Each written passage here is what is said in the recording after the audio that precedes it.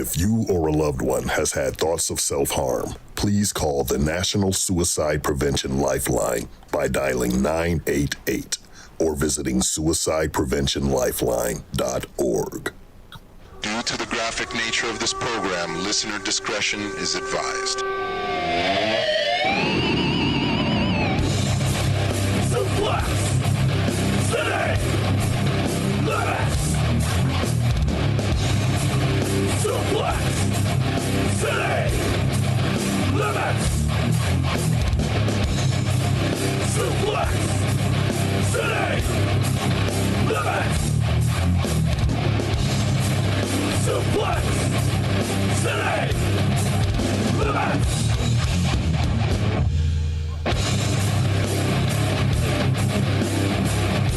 With your esteemed host, Jim Bishop. I have a weird fluid on me, and I'm not sure what it is. Oh, it's just milk again. Tyler Fudge. I'll give you the fucking Alabama Jam. And then I'll give your mother the Alabama Jam, too, if you know what I mean. Suplex City Limits. Welcome, thank you for downloading episode 457 of Suplex City Limits, recorded live on YouTube January 21st, 2024. Puff Puff Pass, it's your boy, the King of Bong Style, Jim Vicious. He's the poutine playboy, Timbit Tosser, Canadian Bacon Destroyer, my co-host. My name is Tyler Fudge, and I got nothing clever to say today. So, over to you, Jim. All right. SCL available for listening, and where fine podcasts are found. You can follow and interact with me on Twitter at Suplex City Limit. Tyler's at the Federation.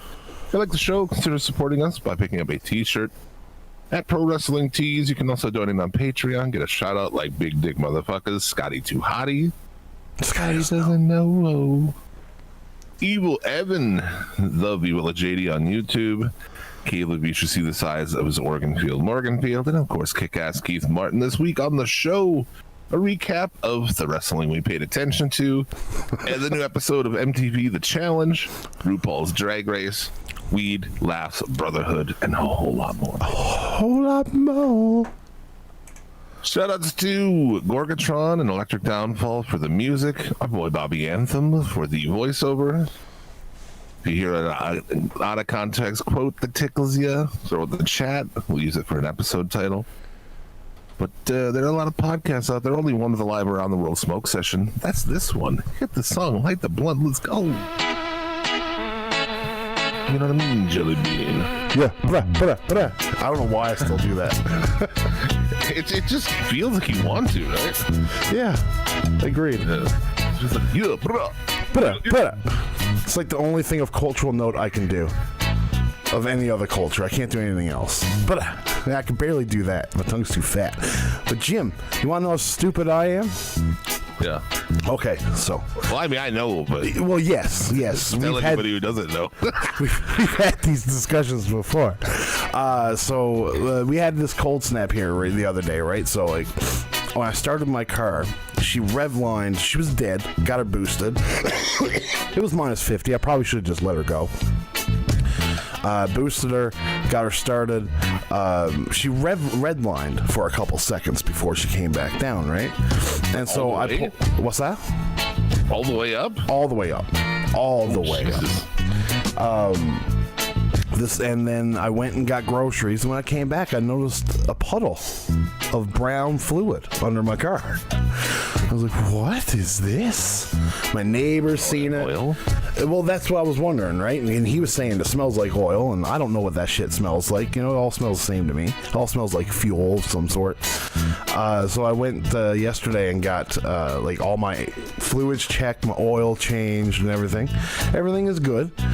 So I was asking, because he was saying you need to get your radiator serviced. I was like, okay, so sounds good. I'll get it serviced next time I'm in.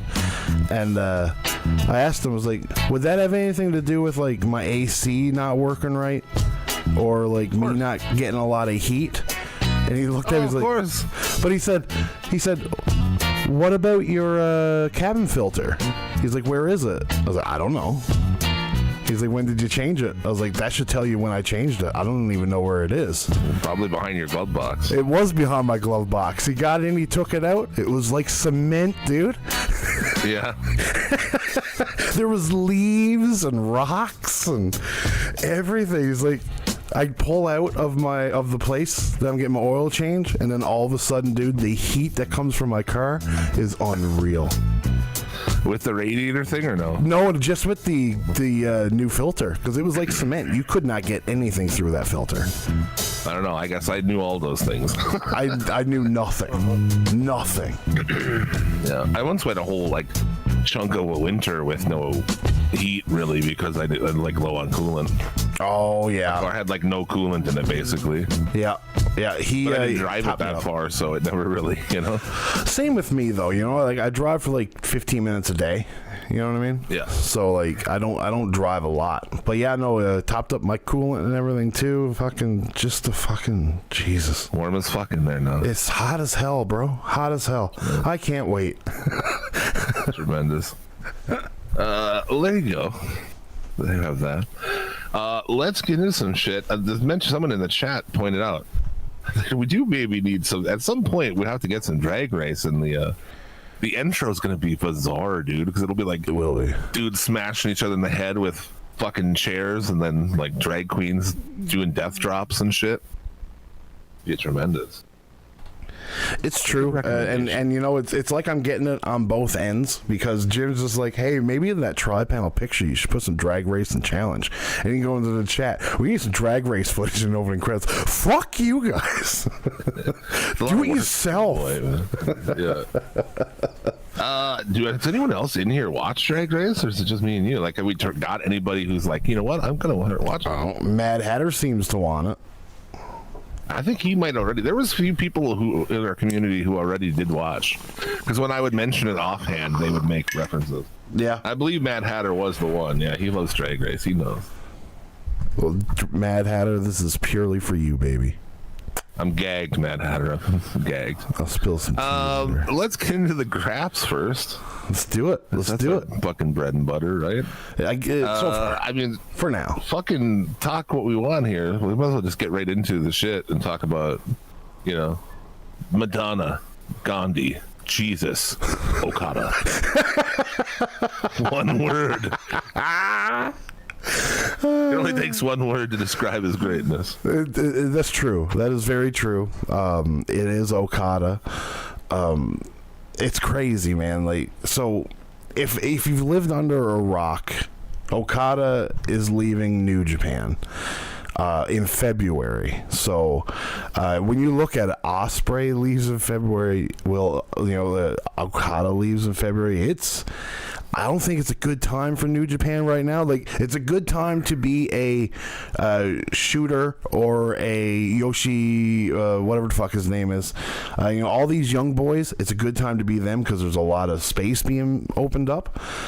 But never, ever in Japanese wrestling history has the top guy ever left Japan, which is...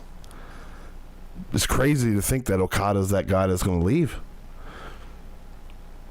I was blown away when I saw it, dude. Yeah, dude. I saw the announcement from New Japan. I was like, no fucking way, man. Yeah.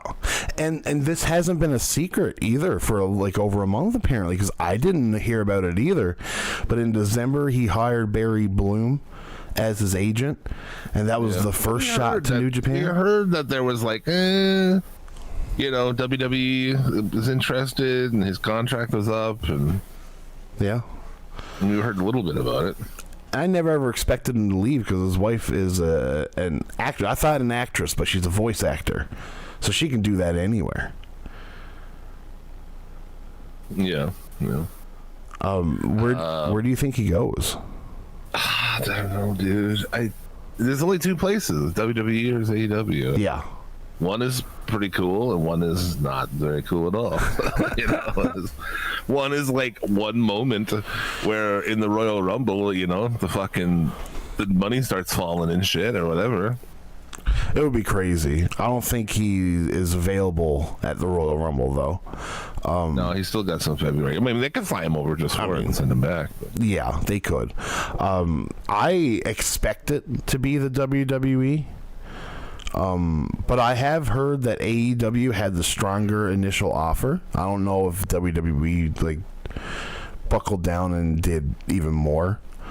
I can. Really, though, you think you want to go there? Do you want to go to the AEW? You've been to AEW already. You know, the Bucks are there. You can wear their gear all the time.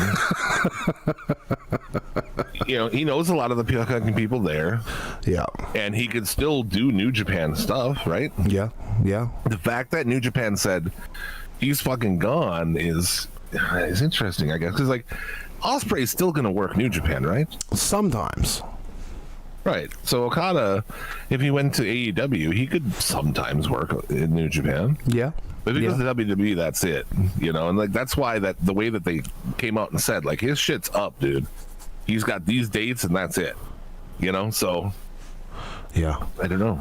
And now, so like, there's other things that have come from this too. Like Tony Khan has tweeted out that a scene like 2024 is going to be a great year, and it's a gift from The Wire, where it's a guy that's like, Omar's coming, right? A lot of people have latched onto that, thinking that that's a play on Okada's coming. A complete side to that, you see that on this week's fucking Dynamite, Adam Copeland's wrestling Minoru Suzuki. Dude, I just seen that when I woke up this morning. I was like, what the fuck? Here's a match I didn't know I fucking needed to see. Agreed. Like, that's destination viewing for me. It is. You know, a lot of times I'm like, yeah, Dynamite, here we go, I'll watch it. And like, well, Yeah. I don't even know what's on it. And like, all right, what do we got? Next week looks pretty fucking good. There's a couple other matches on there too. Like, Hopefully good. they can keep this going. Hopefully they can reel me back in some. But no, back to Okada briefly though. He has been very vocal about wanting to work WrestleMania. yeah. So like, who knows? I don't think it's a done deal anywhere yet. But it's What exciting. purpose does he serve to that company, man? To the WWE.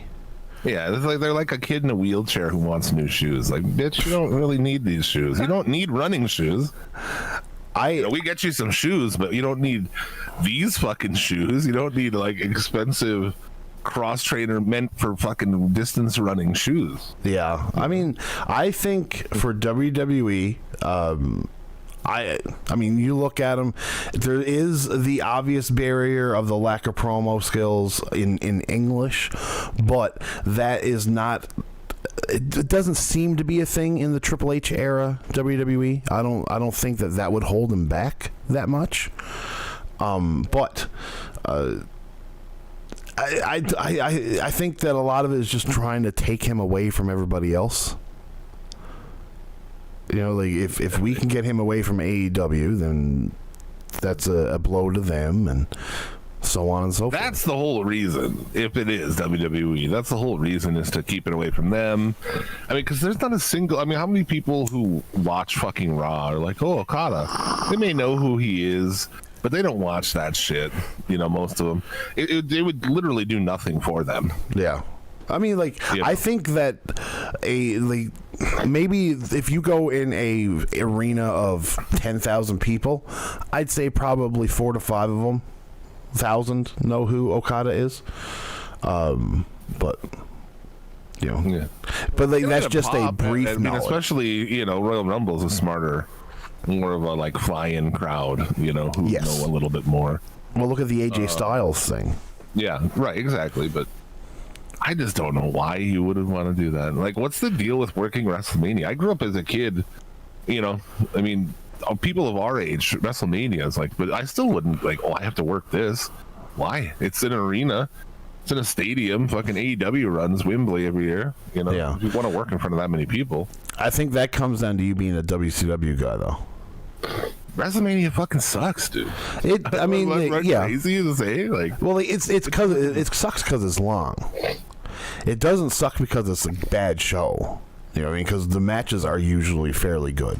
I've never, and we've been doing this show for a decade now, and I'm never like, oh man, I gotta watch WrestleMania to see this. Man, I've watched WrestleMania the whole time because there's never been a single thing on there that's like, oh, I gotta watch this. Yeah. I mean, like, I severely disagree, but I mean, if Okada was on there, I would, I guess, but yeah, maybe okay, 2 matches. You know, maybe there are some that are like, you know, probably worth a shit. But like, since they've taken the approach of 2 nights, I think I can take it or leave it 100%. But if you put those 2 nights, took the good matches from one show, good matches from another show, and put them together, I think you'd have yourself a good show. But we haven't done that for a couple of years. But with the new WWE pay-per-view system since Triple H has come in, they've made those pay-per-views really concise. You know what I mean? They're like 2.5, 3 hours. There's like 5 matches. There's some stuff to AEW you can learn from the new era of WWE. I can tell you that. Because they're just turning into the WWE. Yeah. AEW fans are like, please don't go over 3 hours. Like, we don't want 4.5 hours. Here's 4.5 hours every single time. You want 5 nice matches with great story? Here's 13 with 5, none. but I mean, yeah. You know what I mean? Like 12 or whatever. No, we don't need 13 to have no story whatsoever. It's ridiculous. Yeah. Like that last pay-per-view, Miro versus fucking Andrade. Like, why is this here, dude? Yeah. I don't give a fuck about this.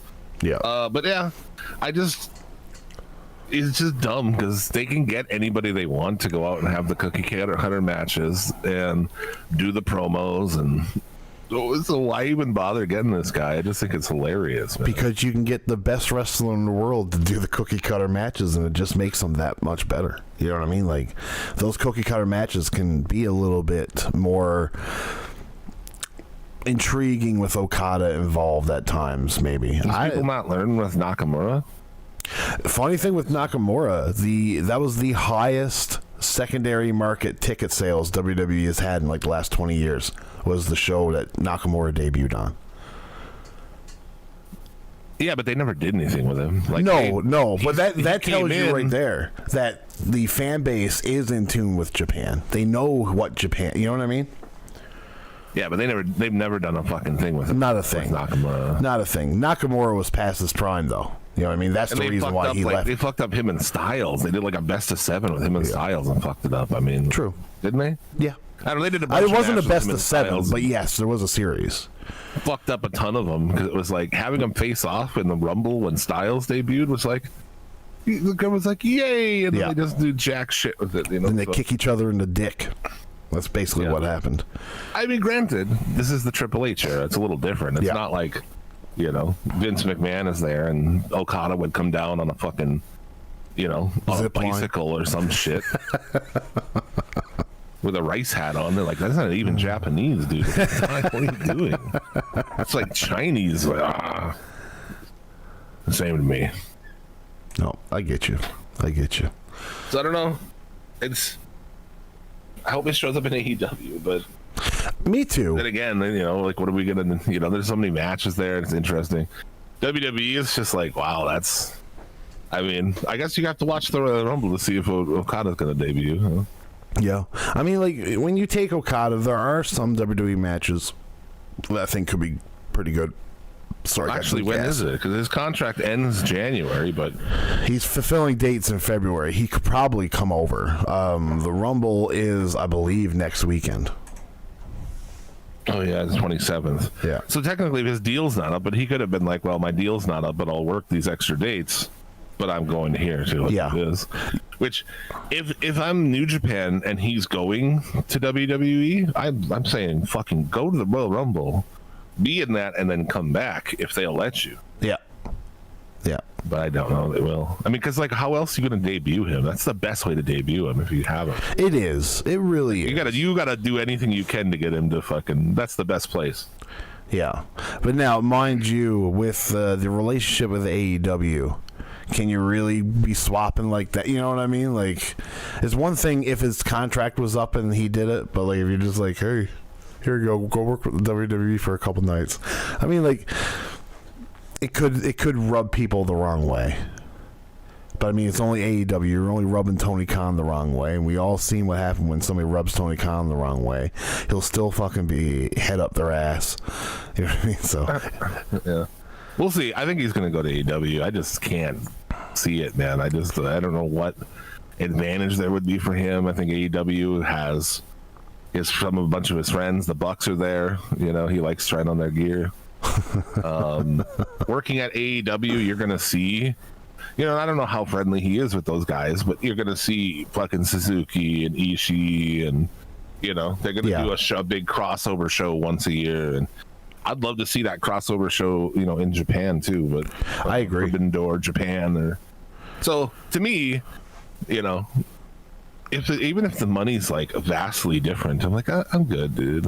It's like money's not everything. And Americans, I see like a lot of debate when we talk about shit like this, and a lot of people are, you know, they're Americans, so they have that real fucking capitalist shit like built into them. And money's not everything to everybody, man. It's not to me. Like, I could go get a job that pays way more money than I get now, but like, I like my job. I don't leave angry ever. I don't want to like come home and fucking kill myself like I did at the jobs I've had before.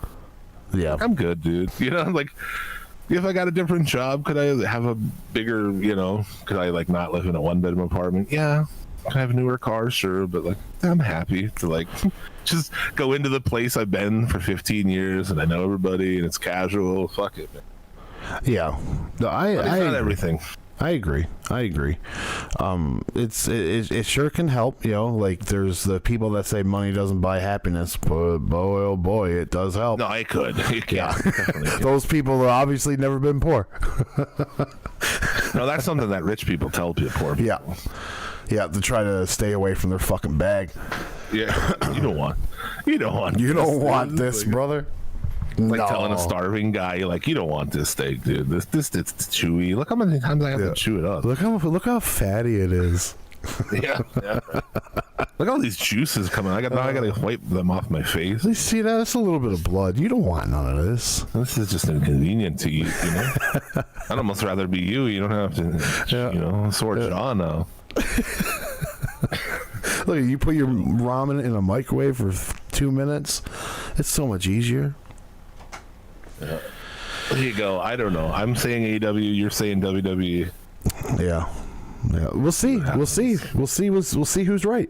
Like, I'd love for it to be AEW. I just expect it to be the WWE. He goes to WWE, he debuts, and then he fucking does jack shit.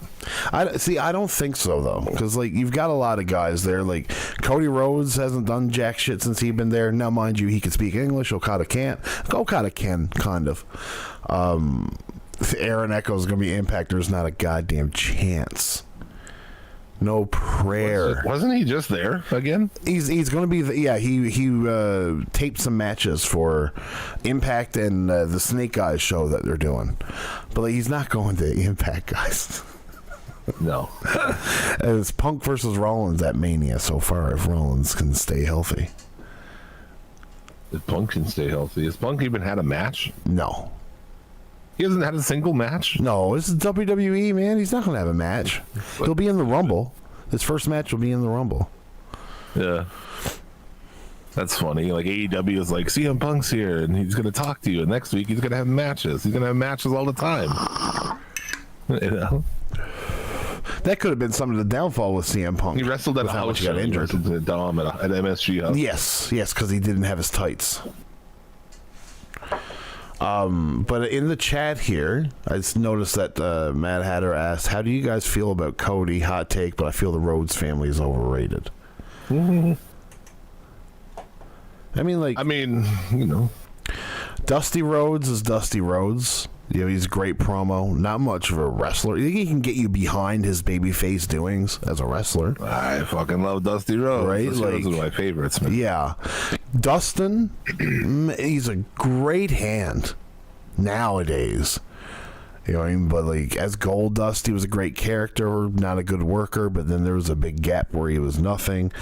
I think Dustin is bigger personally with like personal triumphs and overcoming the odds in his personal life. But Cody I think is mid-range. Cody, I've never seen him as the main guy. I mean, he did end racism by having the first ever multi-race child, though. That's true. That is true. Little known defended us fact. against our sworn enemy, the UK of England. You know, Your sworn enemy. I'm from Canada. They're not my sworn enemy. they're not ours either. I know. The friendliest country to us, you know. Oh fuck. Here's some tea. They like us so much that they saw we had a big fucking fat idiot president with fucking child hair all messed up, so they had to get one of their own. Even They just went a step further. They got a guy who, wait, you guys have a guy that does a pretty neat comb over. They have a guy that doesn't even own a comb.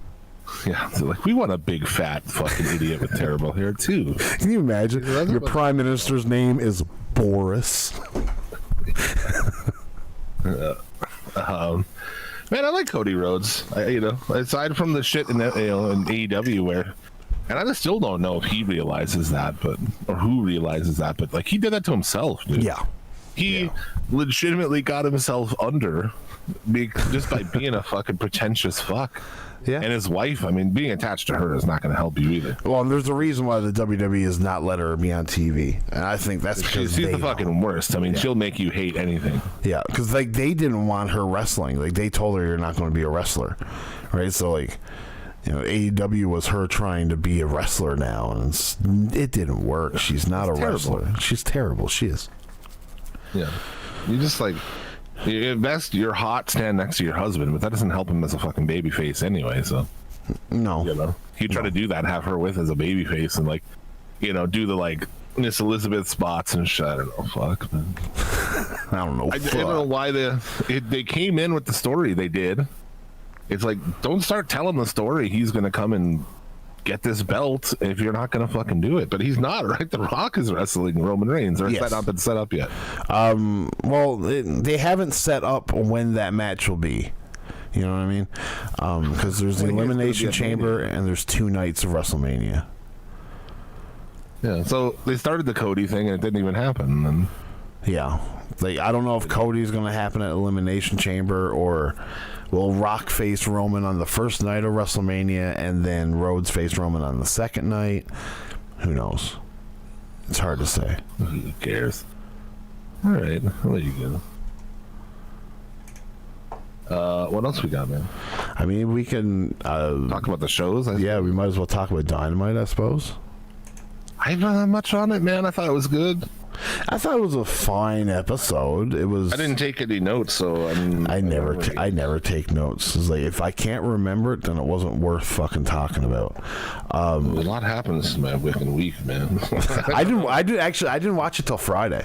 I was constipated all week, and I texted Travis and was like, I don't really want to do anything tonight. I'm constipated. Did you take some Metamucil? No, I took there's some pills that my father had. And like they're over-the-counter pills, so it's like I'm not like committing fucking heinous crimes. I fucking shit yourself to death, or what? Yeah, I did. I said to Dad, I was like, Dad, does this give you like diarrhea? Can I take this the night before I go to work? He's like, oh yeah, it just makes me poop in the morning. I'm like, okay. I shit 4 times before I go to work on Saturday, right? I fucking get to work and I shit 2 more times. I coughed, I almost shit my pants. I tried to fart, I almost shit my pants. It was all lies. He sold me a false bill of goods. A goddamn father. Dangerous. But I made it through and I am empty. And I feel good. I like the things from this show, I guess, that I liked. Fucking Nicholas and Matthew Jackson. Dude, I think that is some good shit. I really do. I really fucking do. Like those mustaches, just beautiful. Yeah, it's pretty good. I'm entertained by that. You know what, man? I'm usually entertained with whatever the Young Bucks do try to do, Episode title: Some pills that my father had. Some pills my father gave me. I think I like more. Oh, yeah, shit. Dude. Tremendous. Yeah, I like that. There was debate online, I guess, at least among some of the AEW haters. Like fucking what's his nuts? Like fucking Jobber Nation TV. Okay. I don't know if I've seen his account in a long time, honestly. That guy whose mouth I use as a urinal. What was he saying? Your mouth's my urinal, you fuck. Oh, there's all these people like, oh, Hook, Hook kicked out at 1 and this and that. And like, like that ruined, Joe, Samoa Joe's like, look at the joke he is. And like, dude, he pinned him. Like, first off, there was like a bit of time before he pinned him. Yeah. And secondly, when he kicked out, the crowd went fucking crazy, dude. Yeah. So what is your argument, man? Like, I don't understand. It makes no sense because, like, with the way that crowd reacted, like, it's obvious that, like, like, Hook is doing something for these guys. Like, it's better than the Jinder train. You know what I mean? Like, I'd much rather see Hook than Jinder. Like, how this groundswell of like Jinder fans came about blows my fucking mind. Well, how it came about because Tony Khan said the shit he did, so they're like, oh, we're gonna get behind Jinder. Actually, no, that's what I'm telling you, that fan base is not serious, dude. But like the Jinder fan base was somewhat big a year ago. You know, yeah, but it was like ironic. Yeah. It was like, oh, everybody hates this and how boring it is and how shitty it is. Like, we're gonna like it. It's like incel shit. Yeah, I mean, like, not to say if you like Jinder Mahal, you're an incel, but it's like a contrarian. It's like I said, their fan base is not serious, dude. A lot of them are not serious. Yeah, I know. Like, here in Alberta, it's a lot of the people in with the wrestling scene here think Jinder Mahal is the greatest, and that's just nepotism because he was wrestling here, and somebody that was wrestling here is over there now. Like, I always seem to grow disdain for people in the wrestling, like Alberta wrestling scene, when they say Jinder is great, and I'm just like, you guys are just, you can't see past your own fucking field of view. You know what I mean? It's like, he wrestled here, that's why you think he's great. Not because he's a great wrestler, because he's not. No. It's fucking terrible, man. So, like I said, they're not serious people. They'll take up certain causes and certain sides of arguments and dumb shit. That's like, it just proves they're not serious. Yeah. I thought Deonna Purrazzo was supposed to have a match with what's her nuts. I didn't watch it. I don't care. Oh, with Anna Jay. Mariah? Oh, maybe it was. No. I don't think that match was ever announced. But did you watch that? No. Like, I watched a little bit. Like, watching it with my brother. This was when I decided to go for a smoke. I seen some of the Tony Storm commentary. I do like the stuff that she's doing with Luther and getting up on his shoulders, throwing the shoes at people. That stuff is cool. But there's nothing about a Deonna Purrazzo Anna Jay match that's going to intrigue me. There's nothing about Deonna Purrazzo on a mic that's ever going to get me stick around to watch. As soon as she gets a mic, I'm out. Like, trust me. Every single time. Her voice grades the shit out of me. Everything about it is just wrestle. That's all I want. That's all I can handle. Well, there you go. Okay. Six Man was fine. I thought Rhodes and Cage was like actually really awesome. Again, though, you're giving Dustin Rhodes here, who loses every match, has a title shot. I don't know. Tony, what are you tweeting about? But okay. I guess maybe Tony thinks it's okay as long as it's not the world belt. Yeah, I guess. I mean, and it's, yeah, I mean, that's been something over the years in wrestling you've seen happen a lot more and then die off a little bit. It's just random people fighting for lower mid-card titles. You didn't realize how thick Tony was until she was on Luther's shoulders? Dude, she's got that fucking ass, man. Dude, like, and what was crazy is when she debuted in AEW, she wasn't that thick. She had lost a lot of thickness. And then she gained it back. Yeah. And it was great. Everybody rejoiced. Yeah, you ever see these pictures, like, you ever see pictures of a broad on Instagram that like, I lost 30 pounds, and I'm like, I dig them before personally. Yeah. Or is that just a me thing? Like, I mean, to me, it's a Like, I like both of them, but like, if you gave me a choice, I might pick the first one. I mean, like, if I had the ultimate choice, I wouldn't go for the smallest girl. You know, like. There you go. Yeah, I don't know anything else on here. I'm trying to think of. You know, like Hangman and Swerve, you know, had some decent promos. Outside of that, though, no, not really. I don't have anything else that really intrigued me. Mm-hmm. I did not watch Collision, of course, but I see that they now formed the Bang Bang Scissor Gang. Which I fucking, I mean, on that's pretty good. Yeah, no, it's definitely had you in mind when they came out with that. That's for sure. Very good. But yeah, I don't know what else is going on in AEW. I guess I know that. Like, anything from Collision? Well, I got nothing from Collision, but Rampage had, which is surprising. Jeff Hardy versus Darby Allin in a match. Oh yeah, and it's like, why on Rampage? You know, like, why would you put it on Rampage? Going to be on Dynamite this week.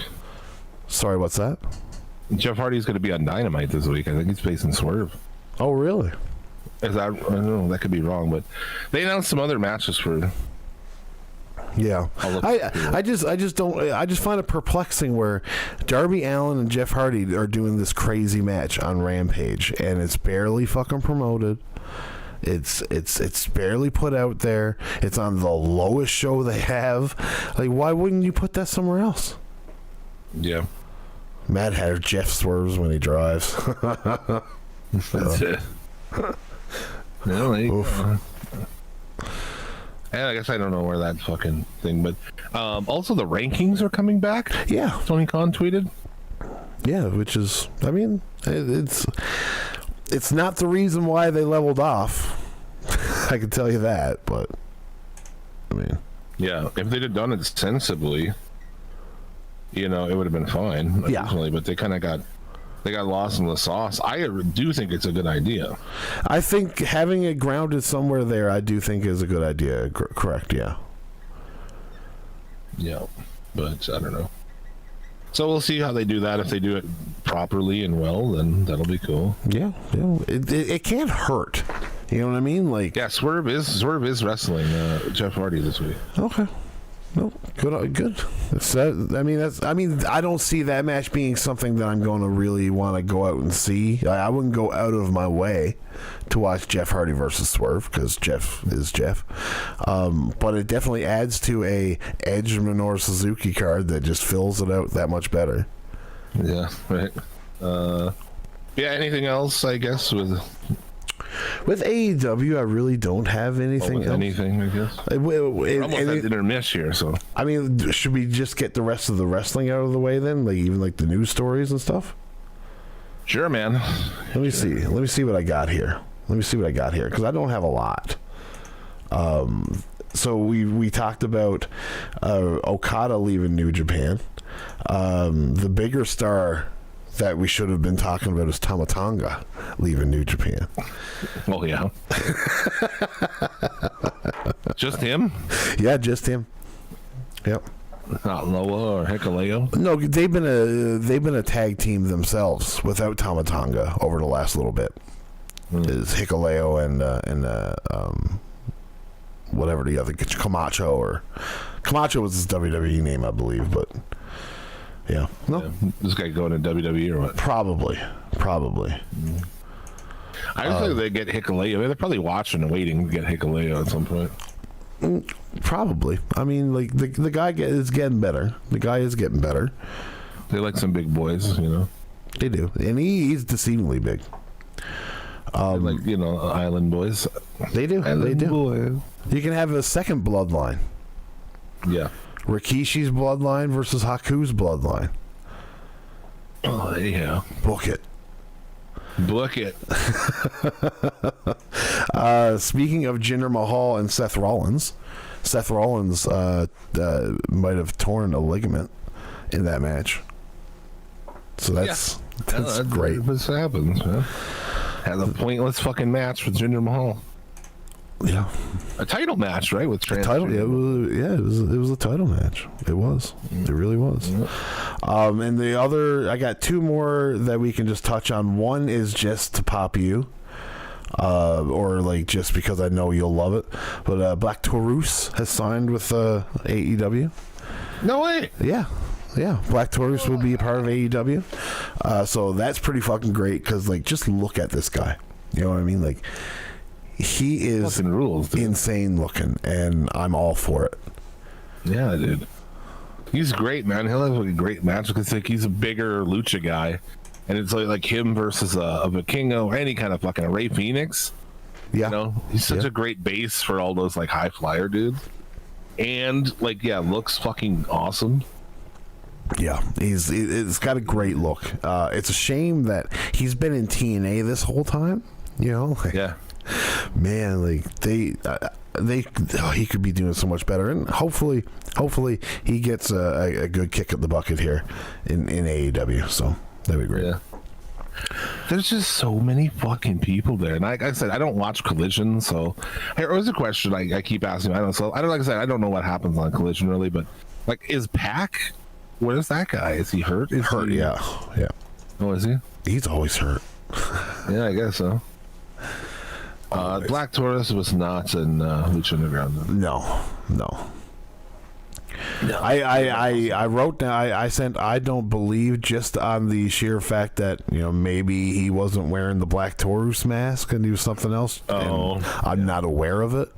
But no, I don't believe so. The last little bit. That's cool.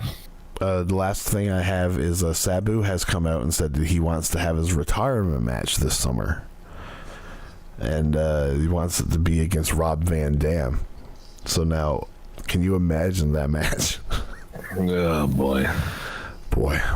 He's 59, I think they said, right? Something like that. Yeah, I think, and he's a rough 59. He did a spot at AEW, and Rob Van Dam did a spot at AEW. Does your AEW? Do you try to book that fucking thing? I mean, in a way, I would say yes, just because of the possible. You have a show coming up in Philadelphia.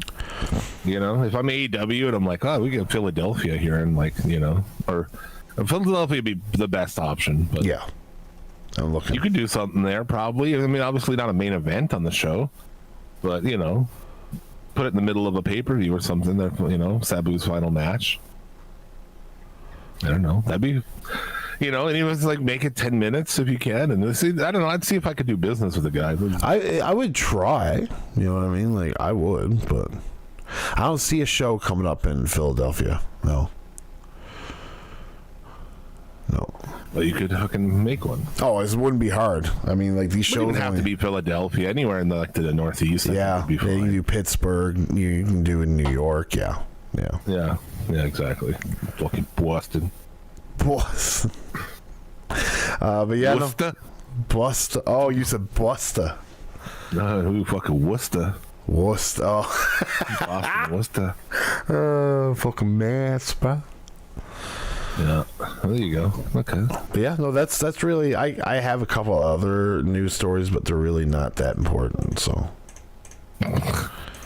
All right, and I didn't really pay attention with anything. Yeah, so I guess wrestling. There you go. Yeah.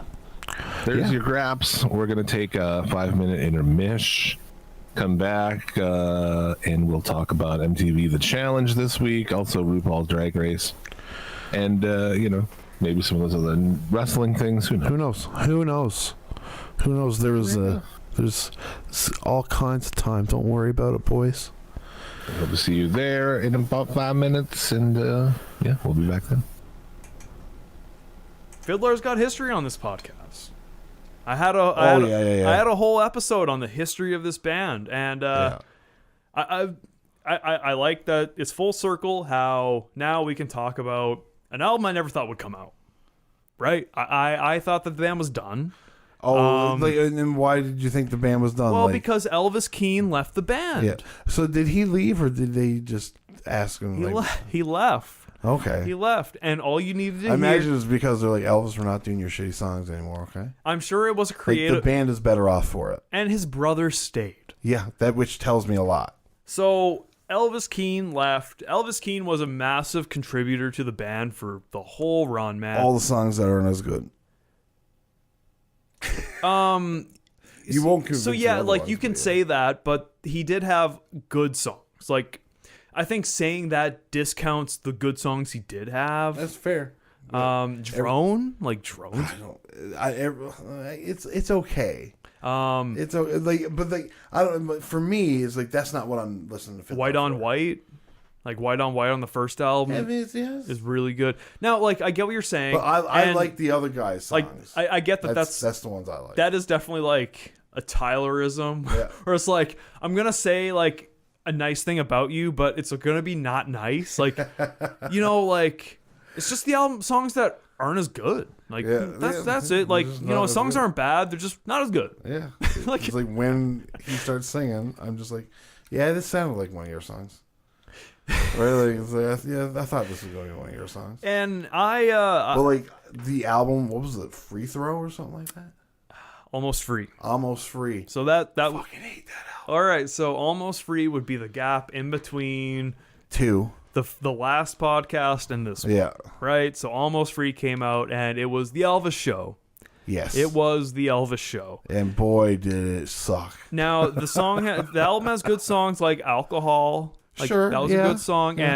And look, there's good songs on there, but it's mainly Elvis, and that kills the album because they took a complete different direction that Fiddler didn't have momentum for. No. Fiddler had momentum for the first album, for the second album, Yeah. because they were fucking great. They had the same type of vibe. And Two- most songs were fucking bangers on it. And two might have taken more of a different sappy direction. Yeah. But now, like, had But they you know done, what though? The guy's fucking girlfriend fucking OD'd and fucking. and he was trying to get off of drugs and all this Yeah. kind of shit. And it felt like absolutely like Almost Free was just a cop out Like, of an album, or like Overdose sounding like an actual right. overdose Like- is so fucking great. There's nothing I can say about Fiddler 2 and Fiddler 1 that I haven't. Yeah. Right. No, they're And fantastic. good luck albums. finding the fucking podcast that I talked about it on. Yeah, if you subscribe to the Patreon, you can find it.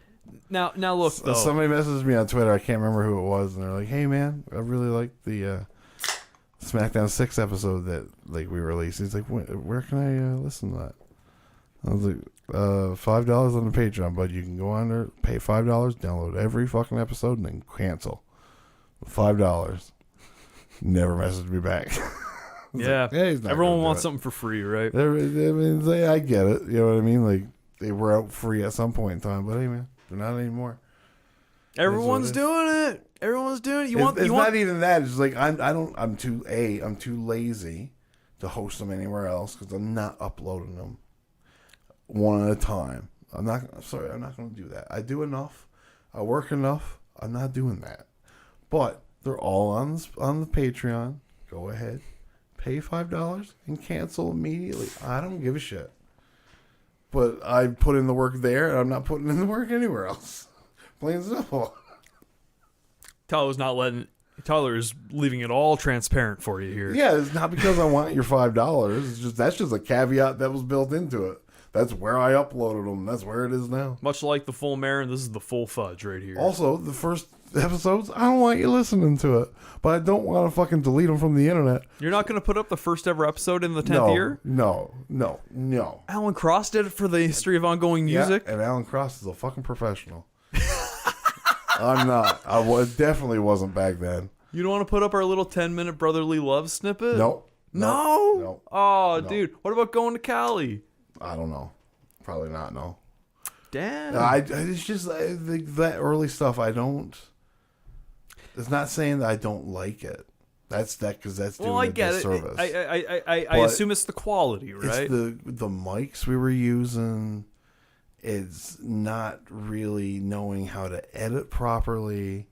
How like we weren't really even good at podcasting yet because like it just we right now like we had the brother thing going for us where we've known each other our whole lives and I know by your mannerisms where you're going to go and like shit like that. I don't think we could have a civilized professional conversation. I'm not calling ourselves professionals, but like no, but like we can have more of a conversation. It's not more of a I'm telling you things and then you're listening and then you'll tell me things and I'm listening. Which is definitely how it started. It's definitely how it started. It was like an indie match. Everyone gets their shit in, yeah, right? and like, over time you learn how to have a conversation about certain things, and you learn to listen, Lou. Yeah. You gotta learn to listen. and how to reply.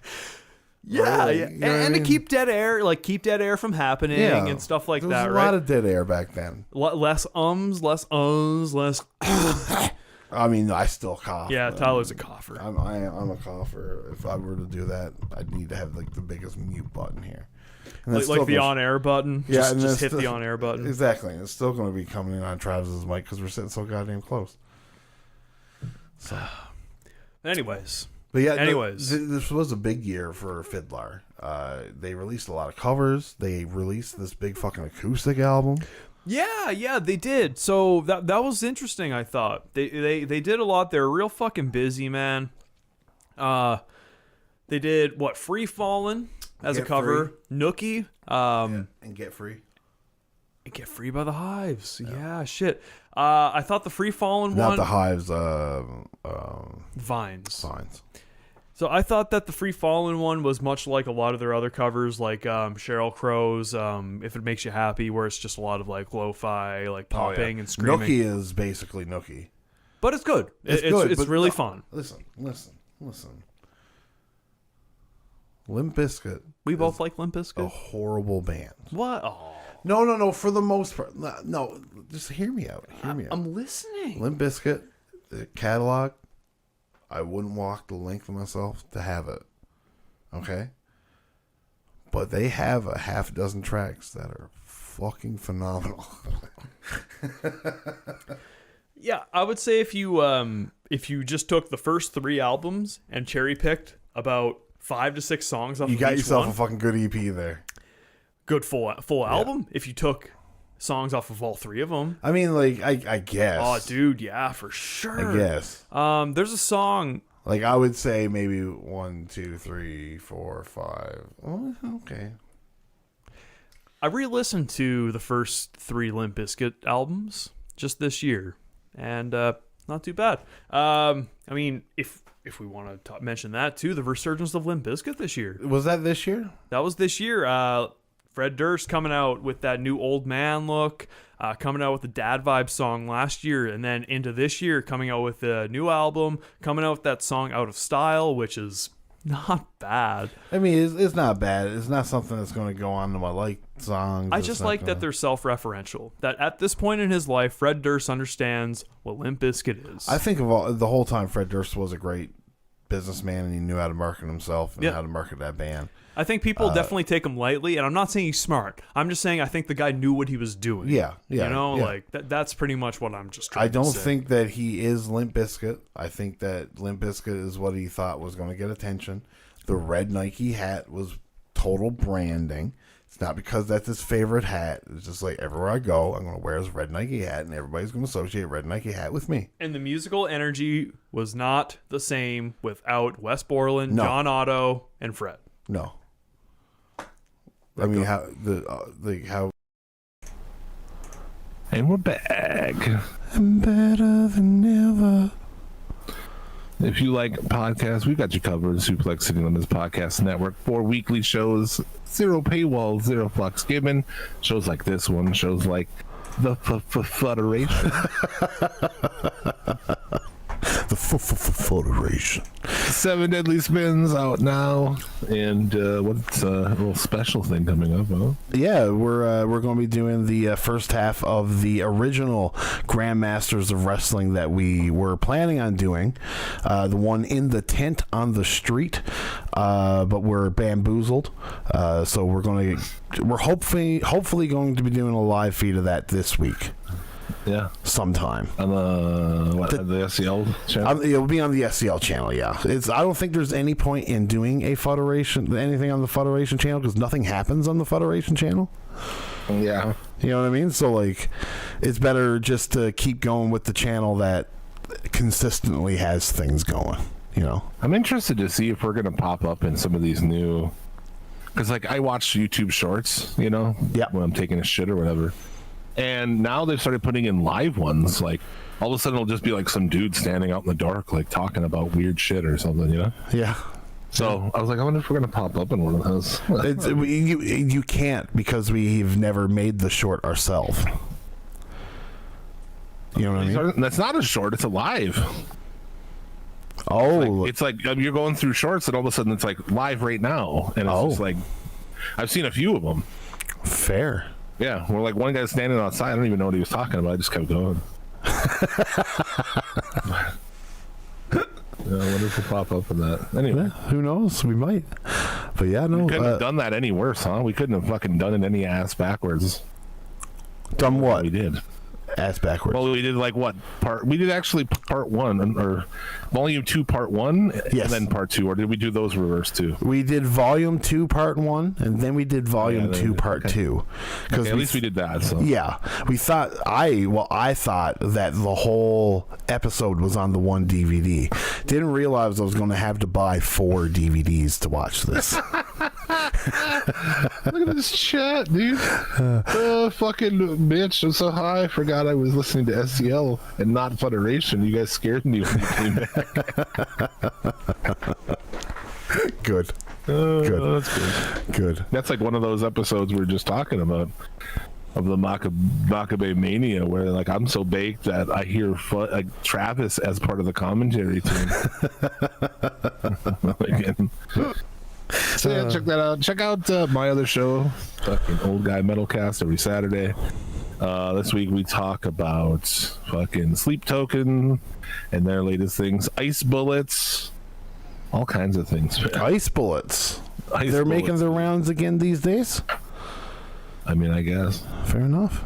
I didn't know they made their rounds before. Oh yeah, I remember looking at like stories a few years ago about Ice Bullets. We might have been so stoned that we thought we came up with it. Oh, like you guys thought you came up with using Ice Bullets? No, not really. I don't think. There's always been a theory that some people have been killed with ice bullets, but it falls more in the conspiracy theory realm. You know what I mean? Well, we got to look it up. I didn't see that there were videos about it, so I plan to watch those and see what people figured out. Yeah, and practice with them. So yeah, but that's just we start one place, we can just go wherever it goes. So. Why not? Check it out. And also check out Midnight Mass Creature Cast, Bobby and Mark. Check out horror movies every week. So there you go. Gotta love them. Okay. What are we on to here? I mean, I guess it's the challenge. Yeah. So we, if anybody is wondering, I am currently in the appeal process of getting the first half of last week's episode not blocked worldwide. You can't watch it anywhere. That's so stupid. I know. That's what you get, I guess. We're using the... It's like, who cares? We used a promotional thing. Yeah. Like, a promotional trailer, and we're talking about your show, and, like, it's encouraging people listening to, like, maybe I'll check out that show, you stupid fucks. Yeah. Now, mind you, this is all automated. You know what I mean? That's true. Right? Like, it's just a computer algorithm going through and finding all these things. Because, like, once we flipped the image, all we got was just, like, a notice that, hey, there's something on here that is ours. If you guys ever get monetization on this video, it's ours. You know what I mean? Yeah, like we're going to. Yeah, like fuck. They should try to monetize it so they can get their like 0.0001 of a cent. Yeah, right? Fucking losers. See? Right. I thought this was a very good episode. Actually. I did too. Look at Horacio, you muscular little boy, you. You musky little boy, you. Damn sexy Horacio. He is pretty svelte though, you know, like I must say. Yeah. Like I got nothing against him. The competition was pretty fucking crazy, man. So first time you saw the demise of Colleen, I was like, oh, Colleen, like you just saw like all the chinks in her armor. Yeah. Yeah, you really did. But you know, like everybody's playing, you know, Jay and Michelle's game, and until they realize that they're playing Jay and Michelle's game, they're just gonna, you know, keep on, having their weak spots revealed because they're just showing their weak spots. You know what I mean? Like Jay and Michelle is just trying to. I just find that they're just trying to keep those guys as out of the loop as possible. You know what I mean? And just.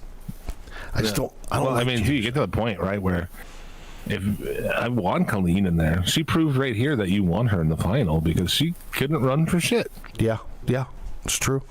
And you know, obviously they're working around that. You know what I mean? Like trying to keep the weaker players there, and trying to make it harder for them. But yeah. But in the competition, the weekly. You know, the Horacio's team is in first. Horacio, and he was on a team with what's his name, Kyland. Yeah. So not a team I'm into. Anyway, and they were leading going into the shit, and they shit the bed and ended up getting last. Yeah. Or did they? Was it a puzzle? Well, it was the puzzle is what held them up, but they came back. Some other team came back too, and you know, so. They went from first to last, and then Yellow went from last to first. You know, in the midway point where you had to do the puzzle. Yeah, because they were the last one to get there, and when they got to the puzzle, they breezed through, and that was the team of what was it? Oh, that was Jay and them, right? Team. That was Jay and Mariah and James and Colleen. Yeah. Right. Yeah. But Orange wins in the end. Yes. Yes. Pretty good. They get to the voting. Even the voting on this was pretty fun because it goes to a stalemate, and then like, well, all right, we'll never vote again. And then people switch around. Ed switches, and instead of he could have put Kyland in, but instead he said someone else's name, which made it again a stalemate. Which I love. Like Ed's just like, fuck it, dude. See what happens. And of course, it's not a great idea. And I'm like, no, we saw that, and I was like. What I would do here if I was running this game, I'm like, I would just give him fucking chaos. Whoever comes in gets chaos automatically, which they did. CT comes in. Yes, and causes chaos completely. Like, we have a picture of the boy. There he is. Dude, it's like he's still somewhat dad bod CT. You know what I mean? Because he is, 45 now? You know what I mean? I don't know how old he is. I don't know. He looks... Yeah, but he's always had an older look to him. You know what I mean? He just... Big head. So he's just a big guy in general. But he just comes out swinging that fucking chaos thing. He's just looking badass as all hell. Yeah. And he does say, he's like, oh, knock the rust off for season 40, and at the end he's like, see you soon, TJ. Yeah. We're like, fuck yeah. Fucking thank God, dude. He is the best quote unquote character that the challenge has ever developed. Yeah. Because, like, his character arc, we've talked about it many times. He came in being this hothead fucking juice monkey who was just, like, fight anybody to just being dad. You know what I mean? Well, to losing his girlfriend, who was also on the show, to cancer. Yep. While he was dating her, to, just becoming, he grew how old? I mean, 20 years probably, Without a doubt. He's been doing it since like the early 2000s for sure. Yeah. So you watch, that's what I said. Like, I think that's an interesting thing about this show that I can't think of another show really. No. That provides that sort of arc. You watch this guy go from, just being an early 20s shithead juice monkey, as you said. Yeah. Fight anybody to going through all these things. He goes through that, and he gets married, which they showed. There was like a special on that, I think. Yes. One of the seasons did have a special where CT gets married. Yeah. I think it was like season, I don't know, 37-ish or something. What he was doing with that. Like, you ever see somebody like with somebody and you're just like, oh, that's not a good plan.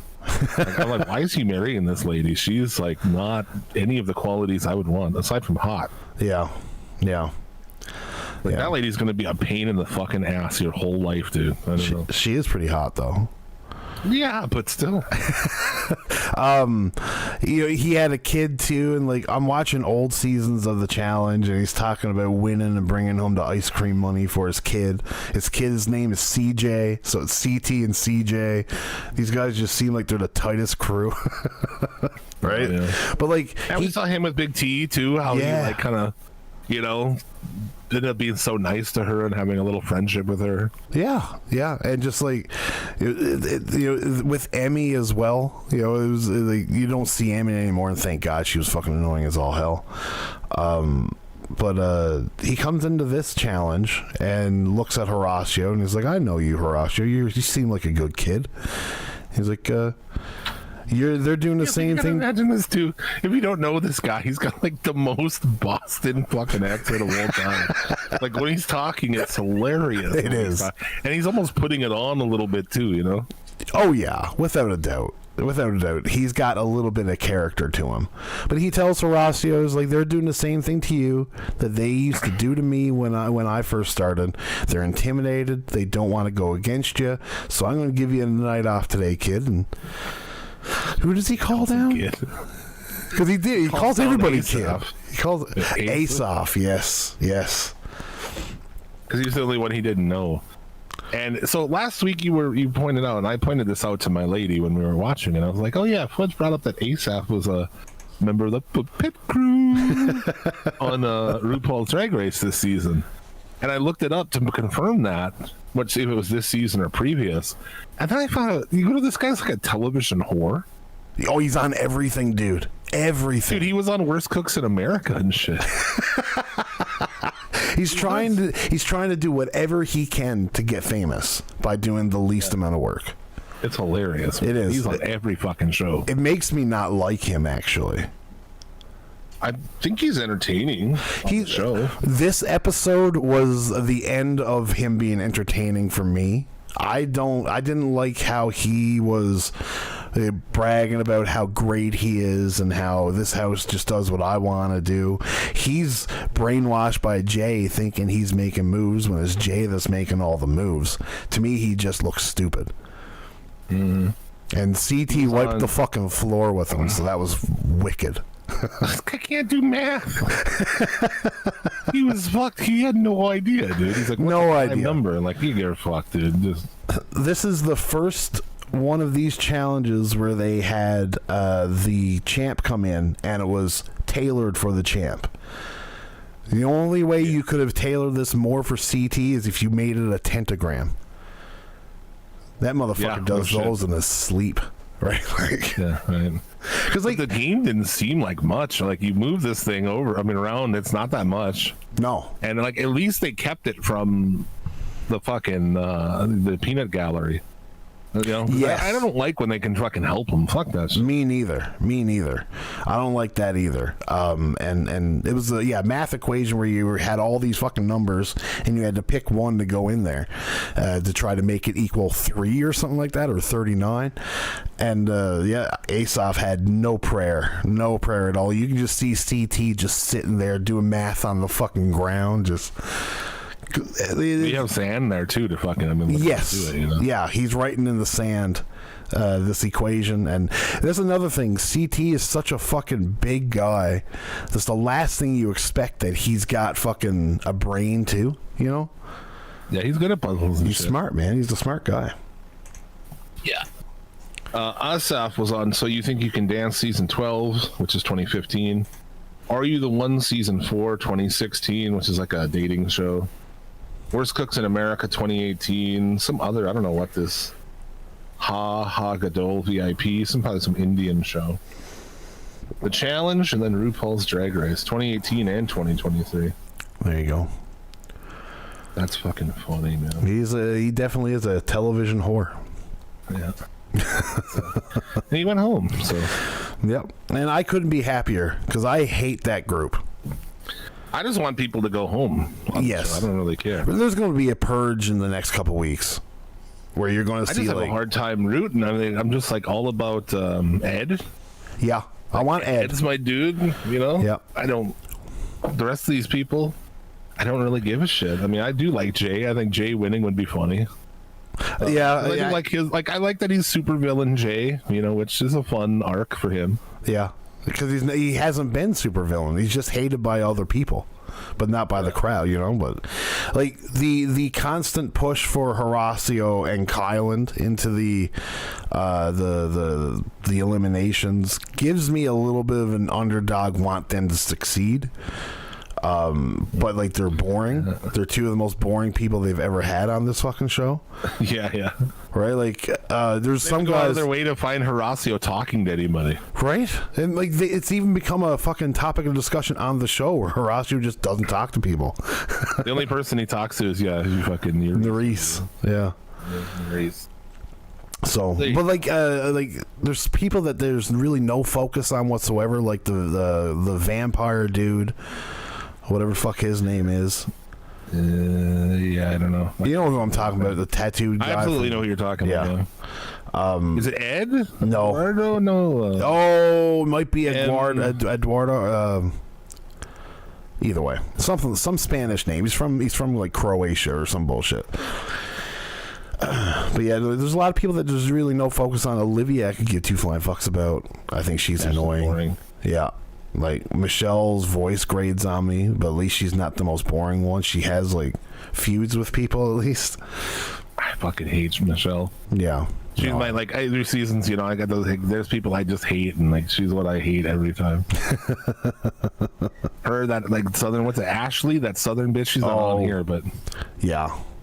I fucking hate her, dude. Yeah. I agree. She reminds me of the girls around here that I severely dislike. Yeah. Southern though, huh? But I suppose that's the vibe of them though. They're towny fucking. Yeah. Talking about like towny ass bitches and a fucking country music and bullshit like that. Because she listens to the twang. Oh yeah. Guitars, Cadillacs, hillbilly music. All right. Well, there you go. Did they tease next week? I don't know. I didn't see much of a tease next week, no. And this show needs a mass extinction event. And that's going to be coming, for sure. Because how many people run the finals? Like 8, do you think? 8 is logical. Well, no, I know that every year it changes, but like sometimes there's 8 people running the final. Sometimes there's like 10. It's. But it all depends. What do we have on this show now? 15? We're 15 now, yeah.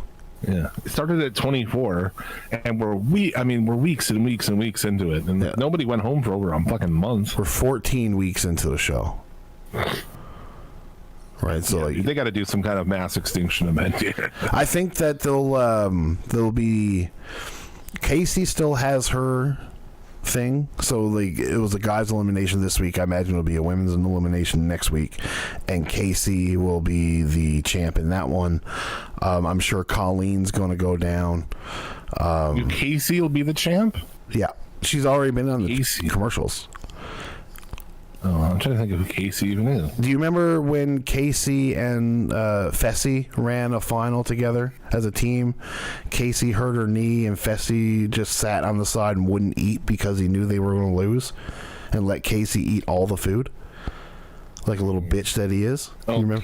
Casey Cooper? Lesbian girl dates Nani. Oh, okay, no, never mind. Well, she was already on this year, huh? No, I don't think so. Was she? Yeah. Well, fair enough. I can't remember her. Oh, yeah. Okay. Well, if she's coming back, then yeah, because she was already on this season. She eliminated somebody. That's why I was like, that's not fair. Oh, I thought that, I didn't know that she was already on it. Like, lesbians are fucking good as shit at stuff. Like, if I'm a straight woman, I'm like, bullshit, man. I'm like, oh, yeah, it was Big T. She eliminated BT, Big T. Fair enough. So yeah, she's back. So they will recycle at some point. Let's see. Yeah, I don't know. Maybe they might be done with the champs now. 10 legendary champs will return. Is how many were coming back. Well, we might have seen them all. That's what I'm wondering. I'm trying to see if I can find a list, but That would be about right. No, okay. Okay, so That would be about right. CT, Kara, Jordan, Daryl, Laurel, Tori, Brad. We haven't. Have we seen Devin? Yeah, we've seen Devin, right? Yeah. Casey and Kaz. Oh, the bitch that won. Sorry, the girl that won the Challenge UK and then the World Championships. That Kaz chick. You know what I'm talking about? That who's next week?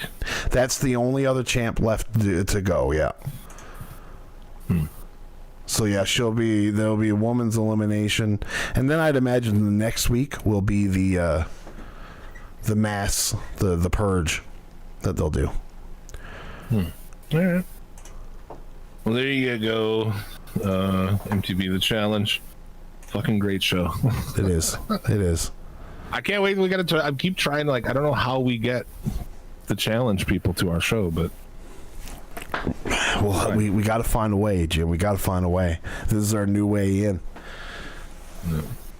I'm going to mute my mic and tell you something in secret, Jim. Okay? Mute button You better press. make sure it is if it's fucking anything. Mute button press. We got to get rid of these dirty wrestling fans, bro.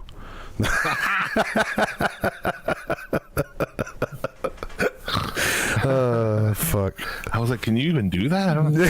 Yeah, actually, I could. I actually could. Right?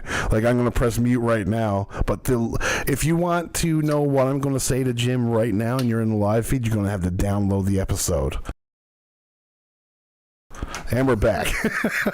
Wow.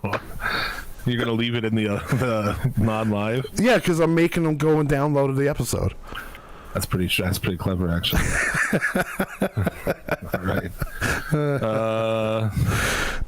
Next on the RuPaul Drag Race main stage. Yes. Episode 3 of the season 16.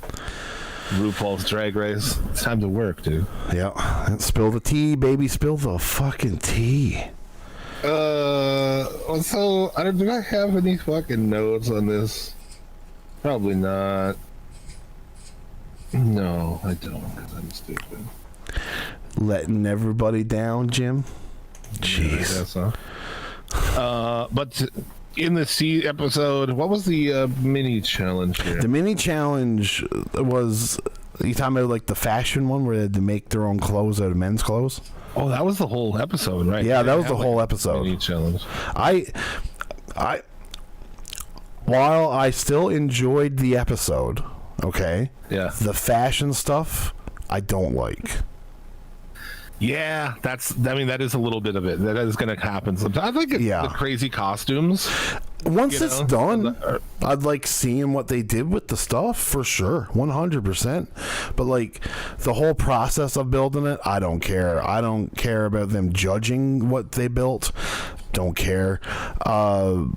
I'm more into it for like the comedy, like when they were going up on her front step and having to do a little bit. Like that's what I'm into, right?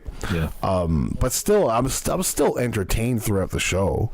You know, I got to learn more about drag mothers. Right? Yeah, drag sisters and shit. Yeah, drag sisters. Because when it first, that's my sister. I was like, oh, they're related, and it's like we have the same drag mother. I was like, oh, right, this is what Jim was talking about. Yeah. Yeah.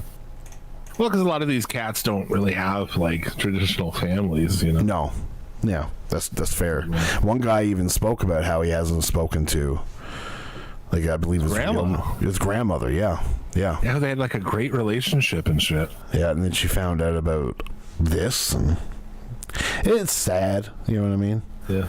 Like I know people personally who like they have a younger sister, and like they know that she's gay, but she can't tell the parents because they'll disown her and shit. And like it's tough seeing that stuff in real life, you know, like your parents. I come from a household that no matter, I could probably fucking punt a bitch and my family would still just be like, we love you, Tyler, you know what I mean? But like I can't imagine what it would be like to just not be able to be yourself in fear of being rejected by relatives. It just blows my mind that actually can happen.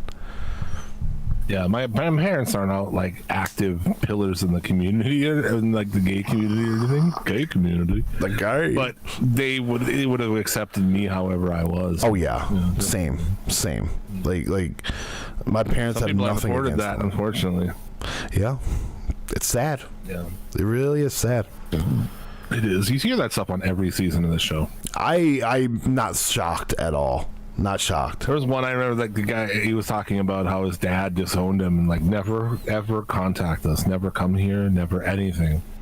And he's like, yeah, and then he died like 20 years later, you know? Like, Yeah. holy fuck, man, that's pretty hardcore, dude. Yeah, it is.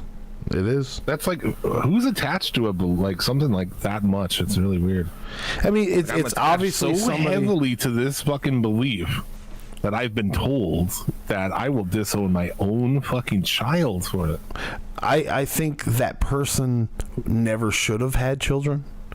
That person, there's things wrong with their insides where they don't actually love that person. You know what I mean? Like, because you can't love somebody and then disown them because of that. You know what I mean? No, I don't think so.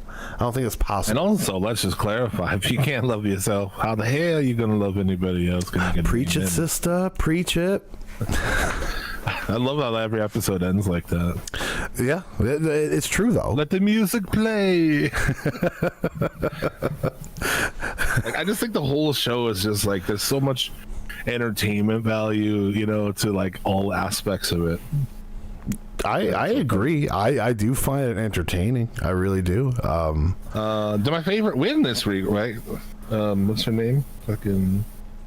I'm trying to learn all these fucking names. Oh, it's so hard because these names are just Nymphia so weird. Wind. Oh yeah, Nymphia Wind is one of my front runners. 100%. Yeah, 100. really It started with the great. banana shit, and it continues on with what she did here this week. I don't know. You don't think like that shit where like I love when they're all getting ready and they're like sending the Nymphia back and forth. Oh, She doesn't know Spanish, and they send her back and forth with like little offensive things, Yeah. and it's like so childish and funny, Yeah. Like these are people who are like. That's why drag queens are the fucking best, man. Like I love going to drag shows, hanging out with them and shit, because it's like. There's shit I like. It's somebody who is a shit talking motherfucker. Yeah. Which I love. Like I love fucking, as dudes are, get together, you bust balls. It's fucking great. And also always ready for a bit, who will dive into a bit. And I fucking love that. Yeah. Like I said that about my girlfriend. I'm like, if you didn't just go yes and my whole life with you, I don't know what I would do, but like she would go with any fucking bit that I have going on. If I was like some character or something, any kind of weird shit that I'm doing, she'll just like jump in and take part in it. It's like, And that's fucking love that's the best. You know what I mean? Like, I love the willingness for a fucking bit, man. Somebody fun. who, when you bounce it back to them, and they're like, they bounce it back at you, and you're like, just keep it going, and it's like it's fun, man. I agree. So all these dudes are that. They're all Yeah. fucking ready for that shit. Yeah. And they shit talk like no one shit talks like a drag queen. No. I think it's you grow up around it. You know what I mean? You just become a master in shit talk because the people around you are already masters in shit talk. Yeah.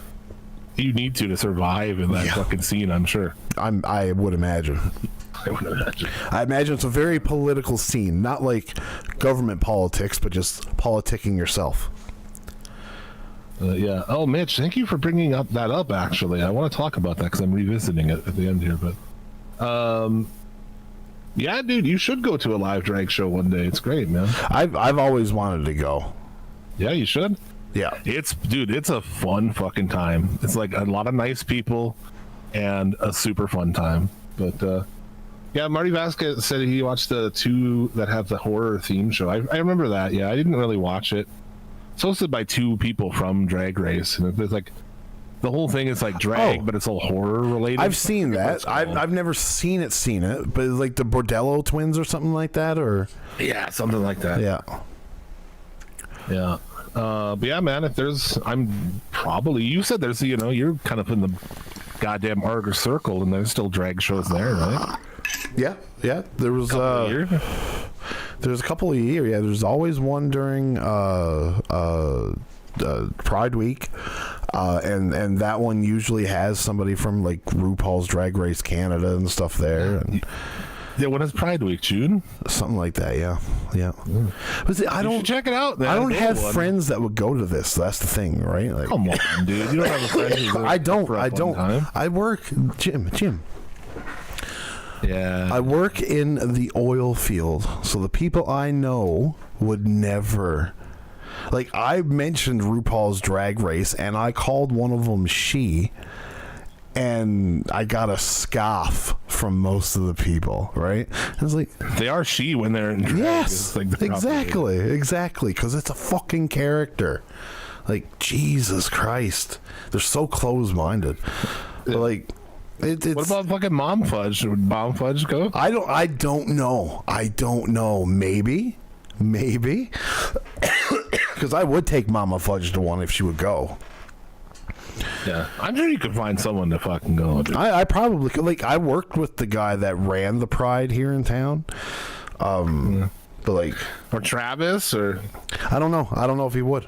I don't know if it's because it's for so many people. It's such a closed off thing. Where it's like, why would I ever just feel go like here? like you're like, this is not my scene. Like, yeah. To go, or like, you know, to be like, this is a whole new community of people that I'd have to.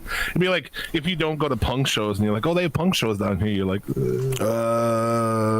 yeah, because you don't know what you're going to expect at a punk scene. It could be super accepting, or it's like, here's the new guy, beat his face in. All depends on the level of punk you're at. Mitch, you live in a fucking different town, brother. That's why I didn't ask you. how far away does he live? 2 hours. Oh, hey, I mean, you know. I mean, it's possible. It's possible. I know you would, Mad Hatter. I know you would. I'd bring us all to a drag show, brother. Yeah, dude, I went to a few. I haven't lately. I guess around the time I watched every season of Drag Race, but then I fell off for like the last 2 years. I kind of got overloaded on it. Yeah, there was tons of shows from every neck of the fucking country, and I was going to a lot. I was like, I just kind of got like over on drag, but I'm kind of back into it now. So we'll probably go again, but they're super fun. Yeah. So, what is the name of the eliminated person here? You saying chubby Mexican's not really the way to do it. No, she's not the one that got eliminated, though. She was in the elimination. Oh, she won. That's right. Yeah. Geneva Carr was the name of the girl. Oh, her right there. Okay, yeah. The eliminated girl was, oh my gosh, she had a long name. Yeah, and didn't have much, like, so was dressed up like a regular mom, you know what I mean? Because, like, the whole point was mothers, right? Iconic mothers and Mother Nature and shit like that. And she was just dressed up as a Karen and didn't really get much appeal from it. And then when they were doing the lip sync for your life, she just pranced around while fucking... Geneva over there is just like doing the splits and fucking all around. The person that went home should have went home, in my opinion. Hershey Liqueur Jeté. Yes, that's right. Yeah, I think we got to try to fucking learn all these names, dude. It's so much. I was like, what was it again? Like Hershey Liqueur. I'm starting to get a hang of it, you know, and get the hang of people when I see them out of drag. I know who they are. Yeah, you know? I know. I can tell which person's which. You know what I mean? Yeah. So, I think that, you know, you mentioned the fashion aspect, but I think there'll be ones that are going to be great. You know, one of the mini challenges things they do is they open the library, which you just stand and they get to do these like little dumb glasses, and then you go down the list and just roast motherfuckers, dude. So that's fun. And then, like I always talk about, the snatch game, that's the pinnacle of the season always, when it gets down to like 8 or 10, and it's like the old match game, but everybody's playing a character, you know, a celebrity character, and it's really fucking fun. So yeah, I'm into it. I fucking love it. Some drag fucking fun. So Jim, before we go any further, okay, Mitch asks, what would your drag name be? Oh, don't they say it's like... Isn't there a generator for that? I don't have one, man. I never thought about it. Well, I'm getting up a drag name oh, wait. It's like your grandmother's name. And then... Oh, these are like... not a generator. Let's see. It's like your grandma's first name. Okay. So what's your grandma's first name? And then something else. Your grandmother's first name. Hold on. Fuck, where is it? I don't know. I'm looking here. Oh, the last sweet you ate. This is what someone is saying. Your grandma's first name and the last sweet you ate. Okay. Okay. So what's your grandma's last name or first name? Dude, I would pick this anyway, because no matter if I did drag, which I guess straight dudes can. There was a straight dude on a season somewhat recently. He's like, no, I'm straight. And some of the queens actually kind of were unhappy about it. And some of the other ones had to be like, yo, you're doing what you don't like people to do. You know what I'm saying? Like, you got to let a straight guy do it. Yeah. Which is pretty crazy. I mean, but as a straight dude, I guess I could see it. I don't know. But, I would be Nora Reese's Pieces, dude. I ate Reese's Pieces last night before bed. I'd be Beatrice Graham Cracker. Beatrice Graham Cracker, I like it, dude. Mary Snickers. Mary Snickers. Very good. Chat, let's go. Let's bet adders. Oh, fuck. So, Mitch, what's yours? What's your grandmother's first name and the last sweet you ate? Yeah, I would definitely pick Nora anyway, because I like that. Like, that's my grandma's name. Yeah. I always thought it was cool. Like, there's a band called Nora as well, and then one of my friends has a little girl she named Nora. Mitch's would be Hilda S'mores. Hilda S'mores is great. It's fucking great, bro. Holy fuck! Whenever I hear Hilda, I always think of this is super fucking niche, but I'm I don't know if you knew, I'm a Kenny versus Benny super fan. Yeah. Watched every episode of that show about 5,000 times, and all the commentary and all the. I almost ordered a fucking bread from that. There's one episode where he's got this little piece of rye bread called Ryan.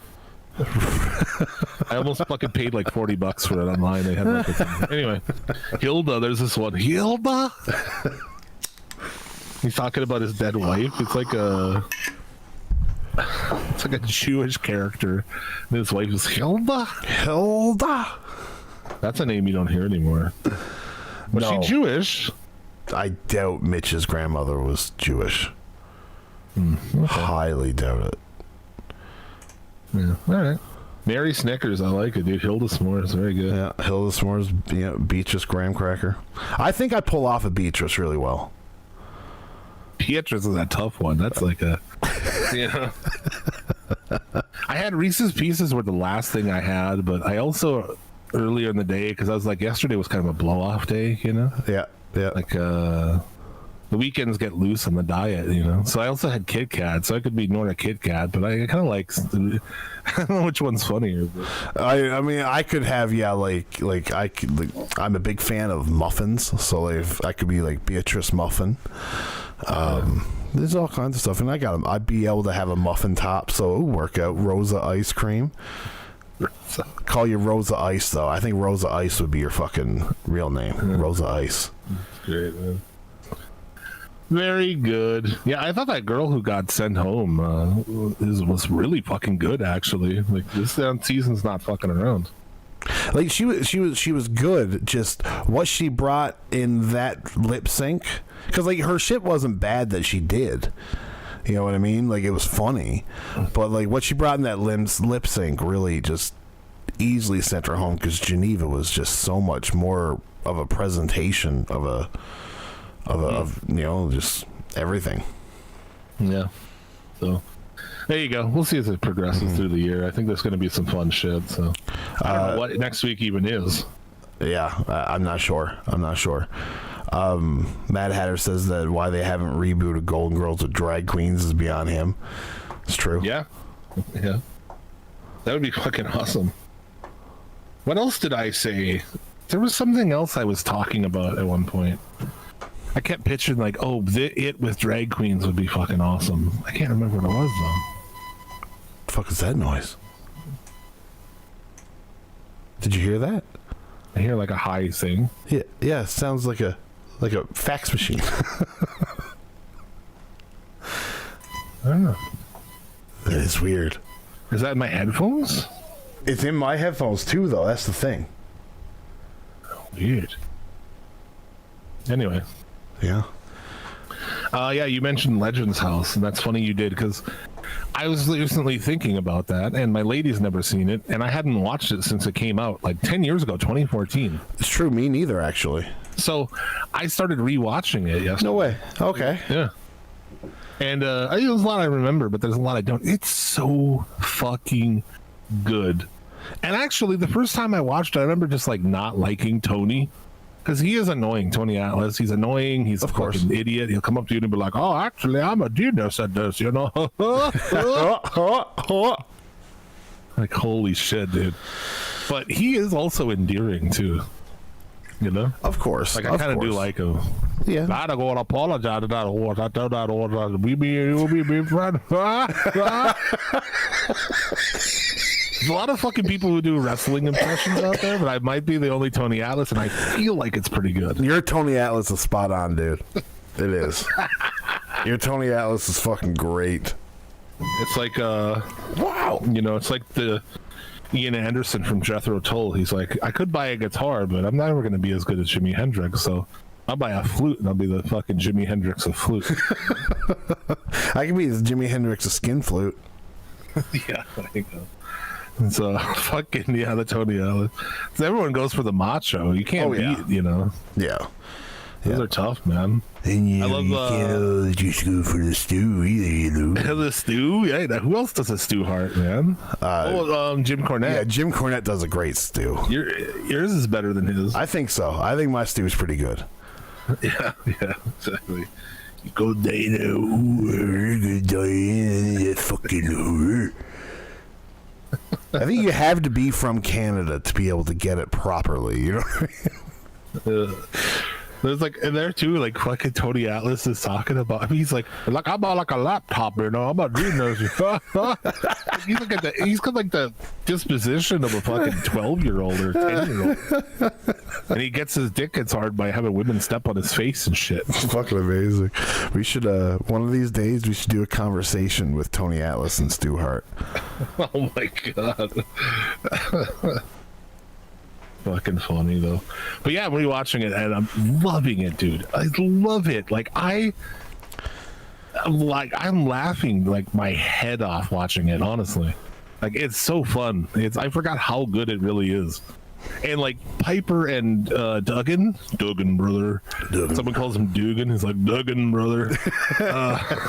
Fucking those two never really knew each other, but became best of friends. And they fucking hit it off, dude. Yeah. Like it is awesome. It is non-stop laughing with those two. Like it'll cut to whatever's happening and it cuts back to them and they're just like both in bits the whole fucking time, and it's just so good, dude. Yeah, no, like such a good show. Like it would cost nothing to bring that back. I know. Peacock, man, come on, dude. Like Mean Gene being the old perv, you know, that was fucking awesome. Jimmy Hart being your fucking, you know, lesbian aunt. Just eating pork and beans all the time. Fucking Tony Atlas. Even, bro, I remember it being pork and beans, and I'm rewatching now. It's just a can of fucking that type of bean. Yeah. It's not pork and beans. It's just beans. It's just like literally a can of pinto beans, yeah. Or those bigger, flatter beans, to be precise. Okay. But they're still white, you know? Yeah. Yeah, it's like, because I love pork and beans. When I was poor, I'd eat the fuck out of those because you can be as hungry as you want. Eat a can of pork and beans, you'll be all right, dude. Yeah, it's pretty filling. And then when you go to bed, you get to like have all the fun of awesome farts. Yeah, Dutch oven for days. I love going to bed and laying. You get that perfect like laying flat, fucking for farts. Oh, just rip them. So good. Yeah. Who would be in the AEW Legends house? Well, you think AEW because they don't have any legends. They really don't. I was thinking about that. And I was like, yeah. So like, who if you were going to reboot WWE reboots it? Who do you get? You got to try it for Hulk Hogan. I think Hulk Hogan. Well, yeah, yes. You almost have to get Hulk Hogan. Yeah. A lot of the guys are fucking gone. Flair would be great, obviously. Yeah. Especially with Hogan, and you could possibly get this feud going between the two. Oh man, who else? I mean, personally, myself, I would say Henry Godwin because he is the GOAT. But I'm just kidding, guys. Just kidding. Warren, people in there in the chat are saying Jerry Lynn. Yeah, Jerry Lynn's not old enough, man. Yeah, he's so quiet too, though. Yeah. But I mean, if you were doing the AEW Legends house, I guess you would have to go with Jerry Lynn. They could get anybody they want. Yeah. Yeah. That's why I wouldn't think. I was thinking more like, okay, WWE, Peacock's going to do one, or WWE. Then you can get pretty much anybody you want. Jim Cornette, you'd have to get Jim Cornette. I don't think you could. I don't think. No, but that, I know you wouldn't be able to, but that would be fucking great because he'd only last a week before he'd storm off and leave. He's never gonna go. Yeah, he would never leave his fucking house. No, he'd have to do it at his house. Yeah, there you go. But I'm just saying, man, anybody who's got Peacock, if you've never seen it, 100% watch it. And if you're like me, where you watched it a decade ago when it came out, the revisit's great, man. I watch a lot of shows and I laugh a lot, but man, that show really fucking gets me going. I forgot Gary Busey shows up and shit. They do fucking yoga with Gary Busey. This show's fucking crazy. Oh. Regal would be fun. Yeah, Regal would be great, actually. The chat has all the great ideas for this. I'd want it to be silly like this one, where they go LARPing at one episode. Rob Van Dam would be good, I think. Oh, that would be good. He just stoned all the time. Stoned all the time, brings a slew of women with him. And, putting Duggan back in.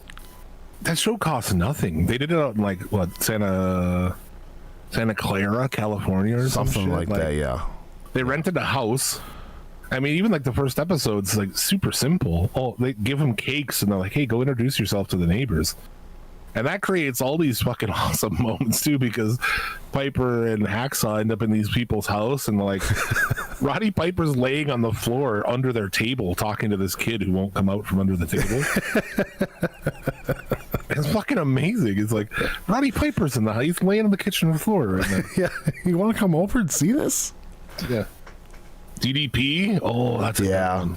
Marty Jannetty? Jesus Christ, no. Yeah, dude. Jake Roberts would be depressing because he'd just be hooked up to oxygen 23 hours of the day. Yeah, I like the weird fucking ones, but anyway, that's something to check out. It's fun, but I want to fucking go eat lunch. I'm starving. I think it's time. You ever drink soda on an empty stomach? I just took a sip of my 7-Up cherry. It just hit the bottom of my gut, sitting there like acid or something. Oh yeah, because it's just carbonation fucking bubbling in your belly, completely empty stomach. Yeah, it's not good for you, Jim. Not good for you. All right. Well, thank you very much for joining us. Yeah, Chris Jericho. Yeah, Kaylee. Oh, God, come on. A women's one would be cool too. Oh yeah, Lundra Blaze. Yeah. Jacqueline. Very Ivory. Good. You have anything else before we depart, sir? No, I don't think so. Thank you for listening. If you've never joined us live, you should. Sunday, YouTube, noon Eastern. Hang out in the chat, be a part of the show like all these bad motherfuckers. You guys rule for showing up. You just pop by and say what's up. It makes this so much more fun, so very good to you. We'll be back next week. We'll do the shit all again. And until then, as always, may you get all the dick and our pussy you desire. Remember, a winner is you, and be excellent to each other. Suplex City Limits. Suplex City Limits. Suplex City Limits. Suplex City Limits.